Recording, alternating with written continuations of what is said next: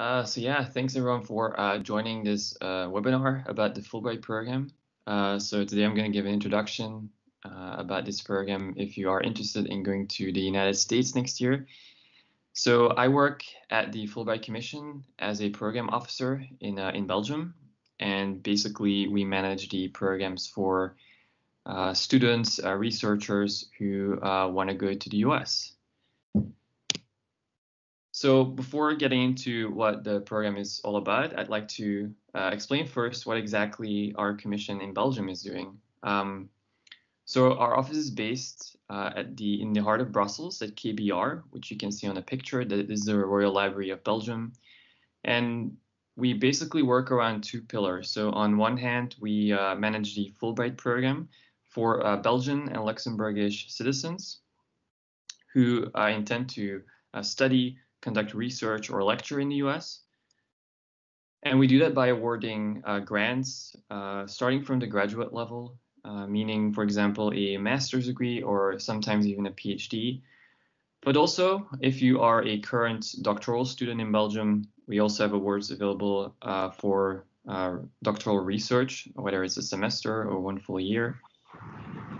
We also happen to administer the Fulbright Schumann program that awards grants for research projects in the US as well, but with a strong focus on the European Union. So the Fulbright Schumann program is a little more particular when it comes to the exact research proposal you want to do, while the awards for the national award, so the general award, is open to all academic fields, and it doesn't have any restriction when it comes to the specific topic that you want to research.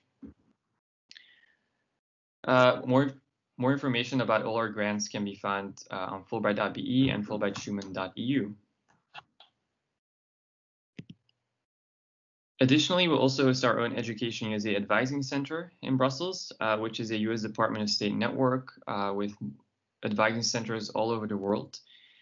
And we do a very simple thing. So we want to help people, Belgians who have a lot of questions about US study, by offering accurate and current information about opportunities to study in the US.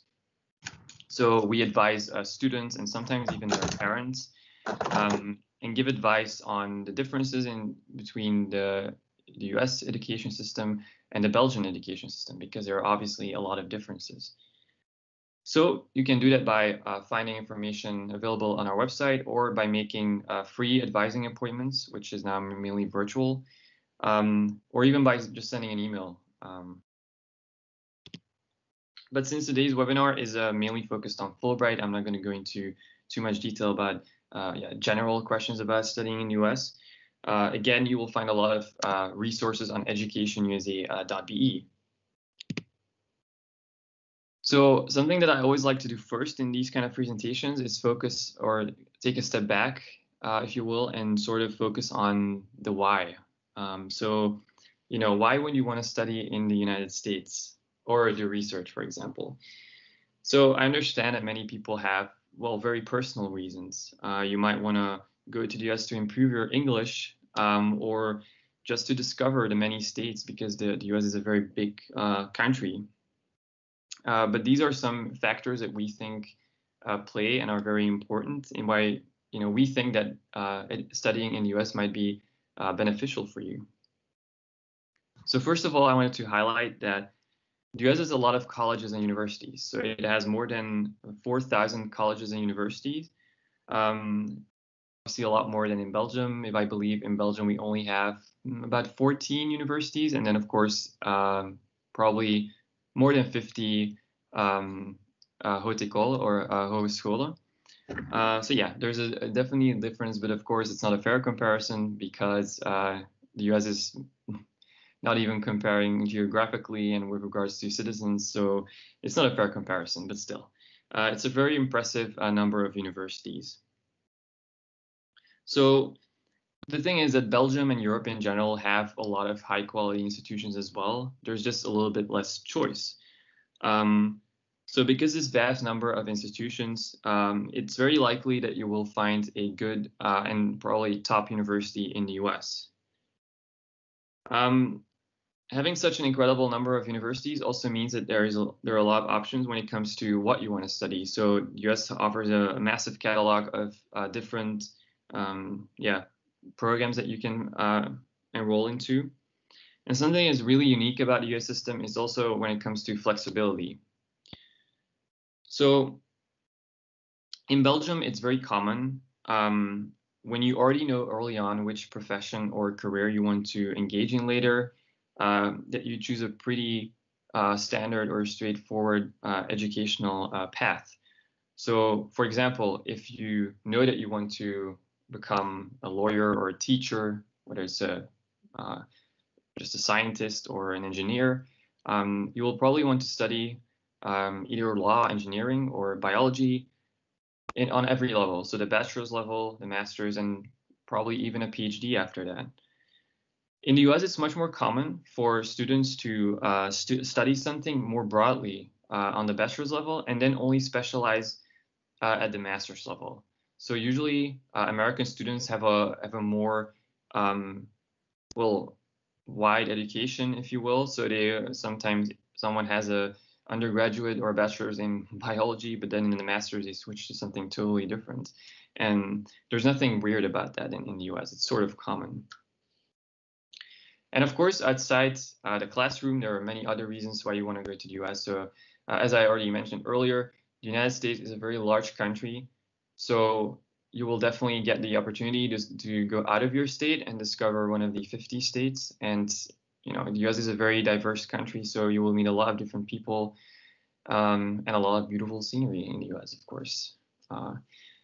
Also, as I also already mentioned, improving your English. So even if your English is already pretty proficient, it does matter. It does make a lot of difference whether you are speaking in English on a daily basis.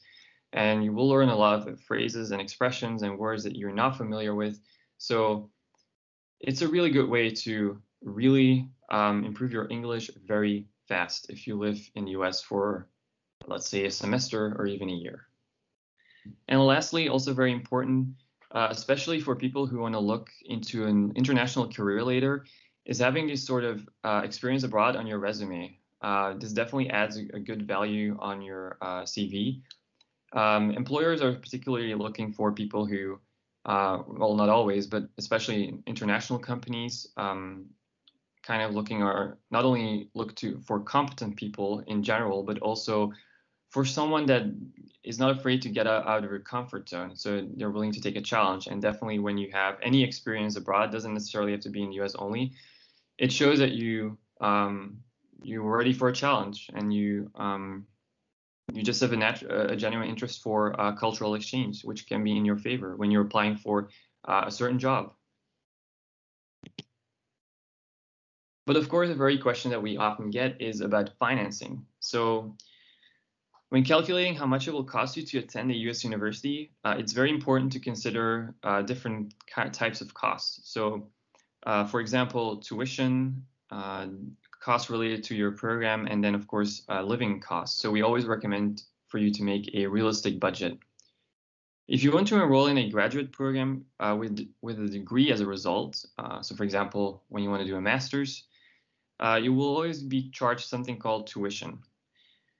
As you might already have found out, the cost of higher education in the US is well, significantly higher than in Belgium for several reasons. So partly because not all universities are financially supported by the government or not in a big way. So funding is kind of limited. It's more limited than in Belgium. Tuition refers to the actual cost of the instruction, and usually there are also fees associated with using campus services, for example.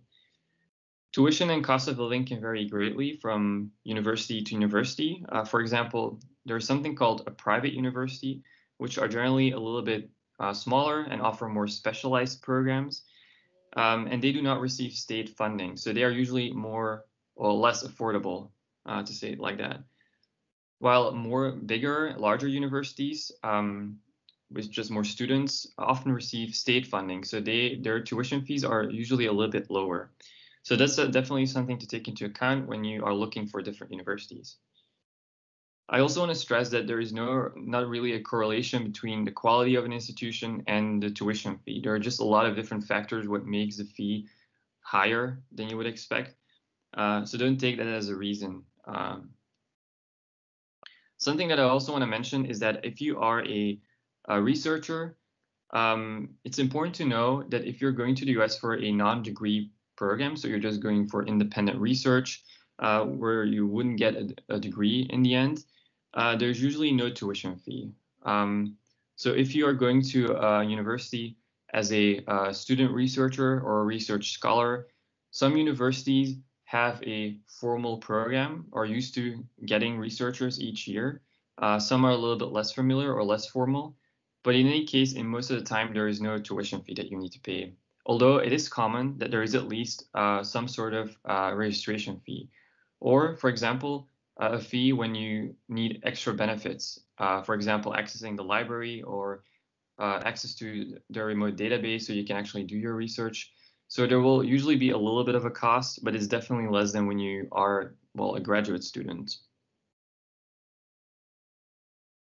As I already mentioned, you also need to take into account living expenses. So basically anything that you're spending in Belgium, for example, rent or, well, of course, so housing, food, any other small costs. And yeah, definitely keep in mind that the US is a big country. There are some areas are more affordable. So you may already know that California or the Northeast, for example, New York, Boston are usually a little bit more expensive. But you sort of make it as affordable as you can. So you can look at different locations and see what fits for you. You don't necessarily have to go to the most expensive area just for the sake of it. So keep that in mind. If you are a little bit curious about or don't really know how to find this out, like the estimated cost, usually when you look on a university's website, they offer a calculator at least or an estimation of the yearly cost for a student. If not, there are some tools available online that offer you the estimated monthly cost per location. And that brings me to financing. So there are many different ways to finance your studies or research in the US. This can be a combination of the following. So for example, scholarships. So Fulbright is a merit-based scholarship program. Merit-based scholarships are mostly awarded based on outstanding academic performance or professional performance. So in most cases, you will need to show some sort of qualification by writing an essay or based on your resume, something that you have achieved that is very significant. And that's usually how merit-based scholarships are awarded. There's also something called financial aid, which is based on demonstrated need. So this is a situation where you would actually need to prove that you don't have the necessary funds to, well, pay for your program. And in that case, you might be able to get financial aid. Although I do have to tell you that you have to think that you're not only competing with, well, other international students, but also with Americans. So please know that financial aid is usually less, well, awarded to international students. So I would definitely put your focus on merit-based scholarships. And usually these are announced on the university's website if you're curious about that. Another option is sometimes loans. So some organizations offer rent-free loans, such as the Fernand-Lazare Foundation. There's a link on our website that I can share later. Some students even do some student employment, although this doesn't cover a very significant amount of cost. It's just a little side job that you would do at your university. But in the end, a lot of people combine both scholarships with personal funding. So, well, most people make at least a very small investment with personal funds. But in the end, it's an investment in your future, and I think most people are really taking the value out of this experience. But of course, the more scholarships you can receive, the better, of course.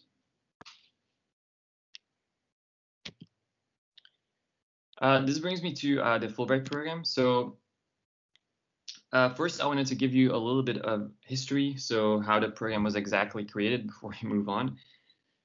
The program has been around for a long time, so it has been around for 70 years. It was created in 1946, and it was created by the senator, which you can see in the picture. This was J. William Fulbright. I think he passed away in the early 90s. And what he did is he introduced a bill in the U.S. Congress that wanted to use the funds from the sales of leftover war property. So after the Second World War, there was a lot of leftover war material, and he proposed to use the money from that to create this new program that actually wanted to promote the exchange of American students, but also international students to the United States. This act was then actually signed into law by Harry Truman, the president at the time. And 2 years later, already took place the exchanges between Belgium and the United States in 1948. And so the mission of the program still today is actually to increase mutual understanding between Americans and people of other countries. So Fulbright is a global program. So not only Belgians go to the US under the Fulbright program, it's also any other nationality in the world.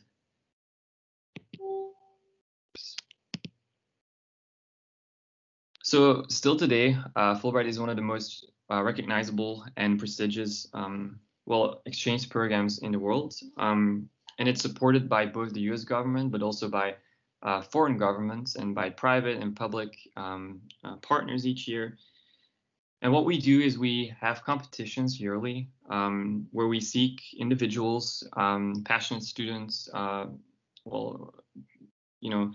students or scholars who have received has to have a certain achievement and potential to represent their country, sort of as an ambassador. And this is by doing open competitions, merit-based, as I explained earlier, each year. Since the program began, we have more than 370,000 people participating. So that's globally, not only Belgians, that would be amazing, but we've had 4,000 Belgian alumni so far. So yeah, each year, Fulbrighters coming and going from the US to the US in more than 160 countries. As I mentioned earlier, we administer the program for Belgian citizens and as well as Luxembourgish citizens. But the program is administered by commissions or US embassies in the entire world for their citizens. So yeah, we'll have a Fulbright commission in Spain, Germany, India, Japan, almost every country. So now let's take a look at the available grants that we offer. So the Fulbright Commission in Belgium offers grants for study, research, or lecturing in the United States. And as you can see, grants are available in different categories. So first we have, for example, the student category, which is for graduate studies and doctoral research.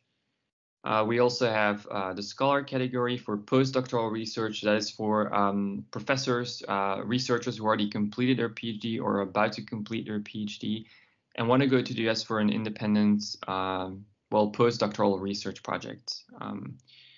We also have the Foreign Language Teaching Assistant Program, or FLTA, where we select young teachers to assist in lecturing French, Dutch, or German, so one of the 3 official languages of Belgium, at a US university. So these people get selected and matched with a university in the US to be a teaching assistant at a US college.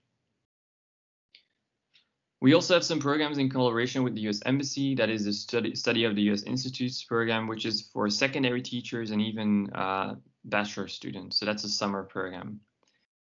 There's also other awards, for example, for professional journalists. And then we also have some partner awards as well.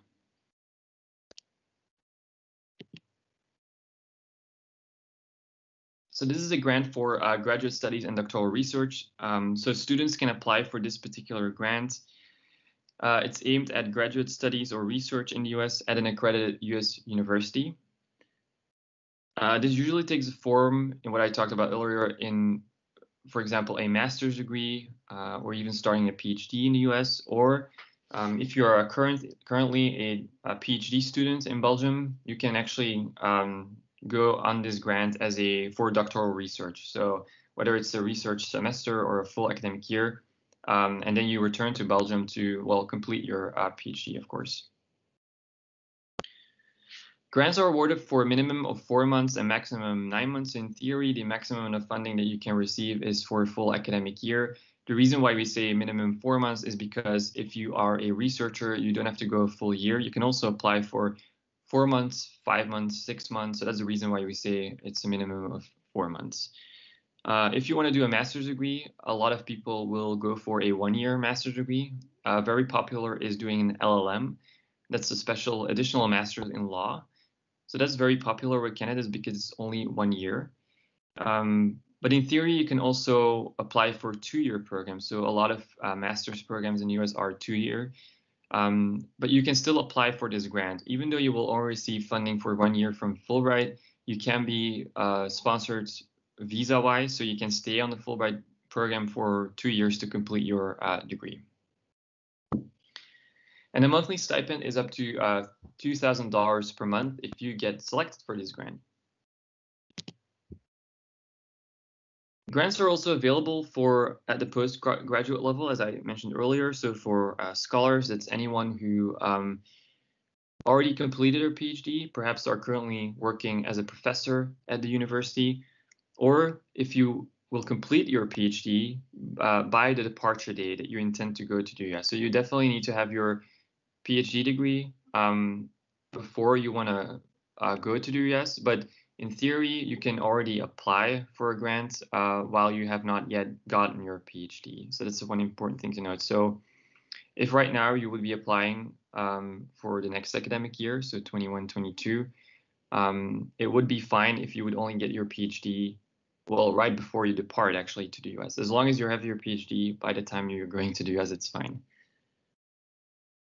And so this grant is aimed at doing research, or sometimes even a combination of lecturing or research. So, for example, a professor who teaching a guest course at the university. So that's possible, either research or a combination of both, or sometimes even only lecturing, but that's less common actually. Most scholars are going to the US to, well, at least do a research project and sometimes combine it with teaching. Scholars can propose a minimum stay of 3 months and then also up until 9 months. And the stipend is up to $3,000 a month. So scholars have a little bit of a higher stipend when selected for this award.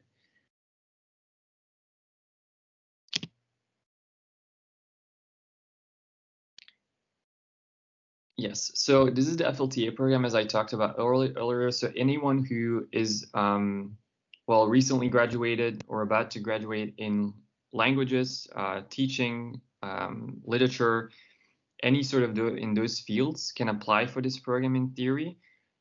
And the idea is where you would go for 1 year to a US college to teach your native language, whether it's French, German, or Dutch. And successful candidates who are selected for this award will be placed at a US university where they can receive housing, meals, and a monthly stipend, and sometimes even a possibility to take a few courses while they're actually teaching. This special award is between the University of Missouri at the School of Journalism, and this is offering a grant for a mid-career professional, so a professional journalist with at least 5 years of experience to go to this university for a semester. And during the semester, they can audit classes. So they will be enrolled into 2 classes, and they can also participate in other activities such as participating in discussion groups and lecturing, whatever. But mainly it's to audit classes as a journalist. And when you're selected for this award, you will also get $3,000 per month, but it's only for 4 months. So that's a fixed term if you apply for this award. So while most of our awards are funded by the Belgian and US government, some awards are sponsored by universities, other universities in the US, or sometimes even companies or individuals to support Fulbright applicants in Belgium. So the first one that I want to mention is the Harvard Boaz Award. So you have the Frank Boaz Scholarship for Graduate Study and the one for International Legal Studies at Harvard Law School. So anyone who wants to be considered for this particular award must meet all the eligibility requirements of our general grants that you would apply for, and also must submit an online application just as a normal applicant via Fulbright. But at the same time, you would be applying at Harvard University separately. And in your Fulbright application, you will need to indicate that Harvard is your first choice of university. And in that case, you will be automatically considered for the Harvard Boaz Award. And the recipient of someone who gets selected for the Graduate Study Boaz Award would get a full scholarship for 1 year study at Harvard. So that's any master's program in any general master's program, while the International Legal Studies Award is a partial scholarship for a year at Harvard. And of course, other than the financial award, you will also get the other benefits that other Fulbrighters would get. Anyone who is currently studying in the STEM fields, so science, technology, engineer, or mathematics, can also considering applying for the Florida Pulley Award. So this is a partnership with Florida Polytechnic University in Florida, and they offer a grant for a 1 year or a 2 year master's degree at their university, where you would basically get free tuition. So if you are selected for this award. So when you want to apply for this, you would need to indicate in your Fulbright application that this is your first choice of university as a student. There's also a research position, what's so-called a visiting research chair at this university, and that would be for the scholars, so the researcher or the professors, if they're interested in going to the US at this particular university to conduct their research projects. But the good thing is that being selected as a Fulbrighter comes with a lot more than just financial benefits. So not only do, for example, students receive a scholarship of $1,000 per month, or scholars up to $3,000 a month, you would also get other benefits. For example, you would benefit from J1 visa sponsorship, as well as J2 visa sponsorship for any dependents who will be coming with you, for example, a spouse or a child. We also each year host a pre-departure orientation in Brussels where every grantee meets with each other, although, as you might have imagined, this year we had to do it virtually. But usually it's a formal reception where everyone can network with each other, and we give a lot of practical information before departing to the US. Each grantee also receives a $1,000 travel stipend included in their grant, and sickness and accident insurance while in the US. But probably one of the more important benefits is that you will become part of a very large network, and you will get membership in the alumni network, and of course the prestigious title of being a Fulbrighter. While in the US, we also offer in-country programming under this program. So for example, you would be invited to gateway orientations or enrichment seminars, which basically allow you to interact with other Fulbrighters and just learn a lot more about US culture. And during your stay, you will also be supported by our partner in the US who helps administering the Fulbright program, which is called IIE. IIE is the Institute for International Education, and they manage a lot of other scholarship programs as well. So while you're in the US, grantees have their own local IIE advisor who they can contact for any personal or professional issues that they have. So what about eligibility requirements? So in order to be eligible for the Fulbright program, there are some minimum requirements that you need to adhere to. Applicants must have Belgian or Luxembourgish citizenship. Additionally, you must have a minimum of a bachelor's degree in order to be eligible for any of our grants. Normally, you also need to be proficient in English, although a little remark is that we do not ask for test scores, so you do not need to provide any exam scores that you did for English. Your English will be assessed more informally through your essays that you need to write or your interview. But no test results are required. Generally, we also ask for people, we recommend to have academic excellence. Normally, that would be a general distinction every year or even a grand distinction, although we do want to still encourage you to apply if this doesn't apply to you, because the thing is, we have a very holistic process in evaluating applications. So we do not only look at your academic results. We also think your motivation is very important. To go to the US. So definitely don't be afraid to apply, even if this wouldn't apply to you, if you think like that. Yeah. Also important to note is in a separate and but simultaneous process, you will be applying at US universities for certain programs. In the end, it's your responsibility to be admitted to a US university or as a researcher, get affiliation. So at the same time, you would be applying for a Fulbright grant and going through the admission process at a US university. So, and some grants may have some additional requirements. So, for example, if you are a scholar who wants to go for postdoctoral research, you will also, as I mentioned earlier, need a PhD. But these are the minimum requirements for all our grants.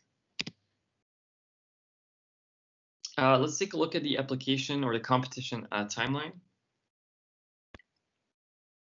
So applications are completed entirely online, and the application started September 15. The deadline to submit an online application is December 1st by noon. So that's the latest day that you can submit your application, including all the required documents. Just to clarify, at the moment, we are accepting applications for the academic year of 21-22, so next academic year. This is very common, so a lot of universities are right now accepting applications in the US for people to start next year. So it definitely takes a lot more time to prepare than when you would applying for a university in Belgium. Usually in January, late January, people who are highly evaluated receive an invitation for an in-person interview, although it's pretty sure that this year we'll only do virtual interviews for obvious reasons. If you're getting selected, you will be notified by late February. So that's when people receive a notification when they're nominated. Eventually, they will need to get formal approval. So every Fulbrighter needs to get approval by the board in Washington, D.C. So it's very official. But then usually in March, you would get the confirmation whether you are selected for a Fulbright grant, which is usually the same time when you would actually get your admission at a US university. So most people will receive the news whether they are admitted or not to a US university starting from February, maybe March, April. So it's sort of the time. That's not always the case. Some universities work with a rolling basis where they continuously accept applications. But in most cases, the process is a little bit more formal, where people are right now applying and they will only getting the news like in a couple of months. So that's pretty normal. In April, we worked together with selected grantees on their documents for the J1 visa process. So we help them prepare everything, and so people can apply for their visa in Belgium. And then people who start in September will usually leave in August, so in the summer. That's not always the case. So of course, if you're starting a master's, it will probably be the case where you will start in September. If you're a researcher, there's a little bit more flexibility, of course, when you go, but most grantees will leave in August, maybe, or September. So.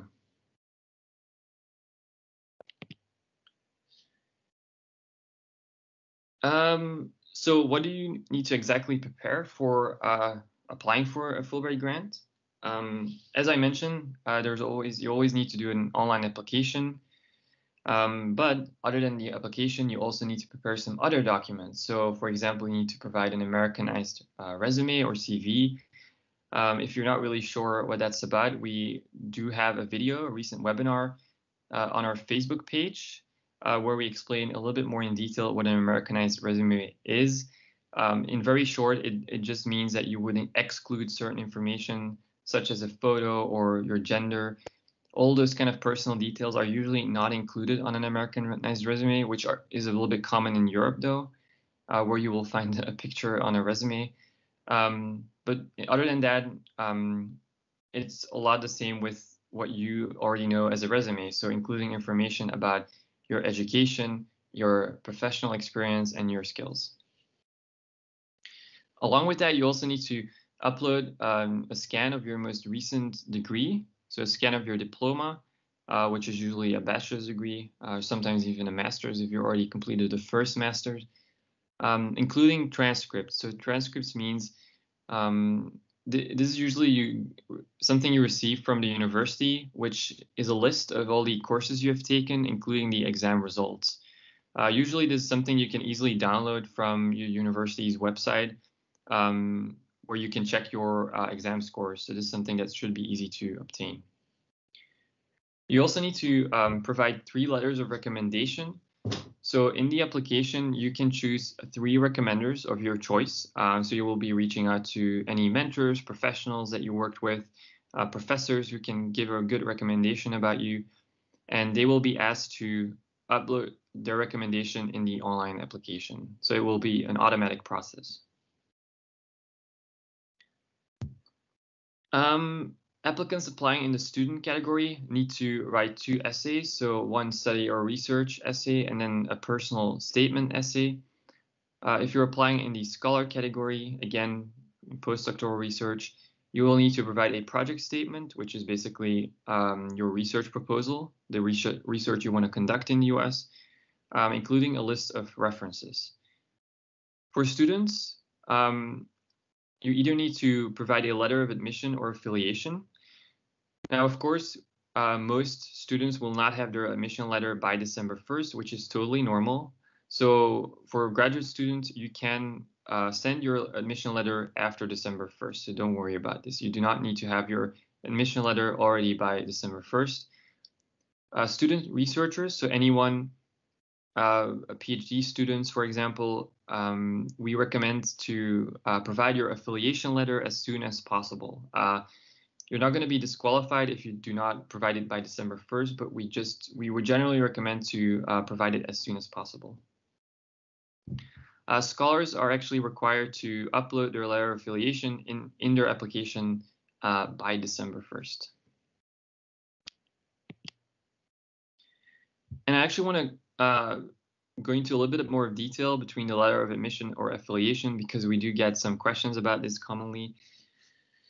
So any student who applies for a graduate program at a US university will usually get a standardized admission letter from the university. So this is something that you usually do not have to worry about because it's pretty standard. It's done by the admissions office, and it's a very basic letter on university letterhead that confirms that you have been accepted to a certain program that you apply for, including the dates. It might include any information about visa or financials, but usually it's pretty straightforward, and you do not really have control over what is in this letter. The letter of affiliation is a little bit different, and this is actually only targeted at researchers. So the affiliation letter is something that you need to request from the university or institution that you want to do research at, and it basically invites you as a researcher at their institution. So it's also a letter on university letterhead. It mentions the exact dates that you are invited to and any benefits that you would have access to. So for example, whether you would get office space or library access. And on this slide, you can actually see an example of an affiliation letter. So as you can see, it basically confirms that this person gets an invitation as a postdoctoral researcher for that specific term. It includes a little bit of information about what exactly you're going to study. So just a very brief description of your research project, who will be your supervisor, for example, what access to workspace you will have, etc. So this letter is usually written by either a department head or a professor, a supervisor you're already in contact with, as long as they have the authority to host you as a researcher at their university. So, and then lastly, the Fulbright essays are definitely one of the most important documents that you need to write. Definitely also when you're applying to US universities, are these the most important documents that you need to give them. So all our applications are evaluated by our own selections committee, which is comprised of professionals, academia, in our alumni network. So it's a very diverse group of people who will look at your applications coming from, well, different professional backgrounds as well. And I would say that most applicants need to demonstrate what we call ambassadorial qualities, which I mentioned earlier. So definitely you need to have a genuine interest or show a genuine interest in cultural exchange, how you would present your country. And it's also important for you to have a very creative and feasible and realistic plan for your time in the US, talking about your personal and your professional goals. And in the end, we're also looking for candidates who will have what we call a multiplier effect, so someone who will return to Belgium and will be able to share their experiences with other potential applicants and, well, just talk about their knowledge that they gain in the US. And so, as I mentioned earlier, you have the study or research objectives essay and the personal statement essay. So these essays only need to be provided by students again. So scholars do not need to provide these specific essays. The study or research essay is basically about your study or research goals. So you should give a very clear description about what you're going to study or research in the US and the reasons why. So giving a little bit of information about your motivation, why you were particularly interested in this field of study. Yeah, and as you can see, you need to be specific about your field of study, any specialized interests, and how this study plan fits with your previous training and your future objectives. So this essay is basically all about why and what you want to study or research at the US university.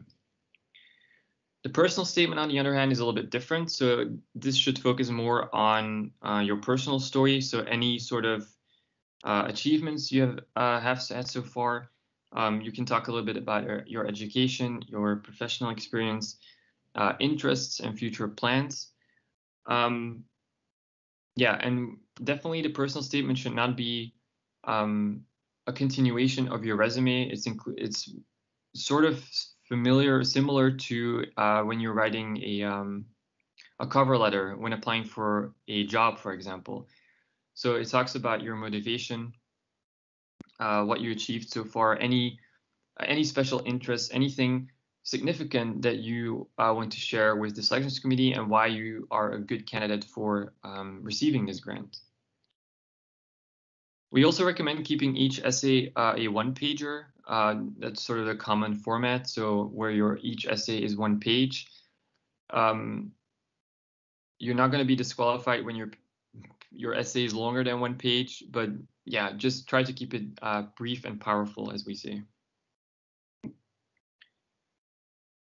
And yeah, lastly, again, anyone applying for the postdoctoral research scholars, so any professors, you only need to provide, instead of these essays, you need to provide your project statements, or basically your research proposal, which is between 3 and 5 pages, and a list of references. So, but in the application itself, you will be able to give any information about your motivation, just not as in the form of an essay, as the students need to do. Okay, so this was the end of my presentation. I think I went a little bit over time, but that's fine. So you can actually find all the information on one of our websites. So we have Fulbright.be, FulbrightSchumann.eu, and educationusa.be.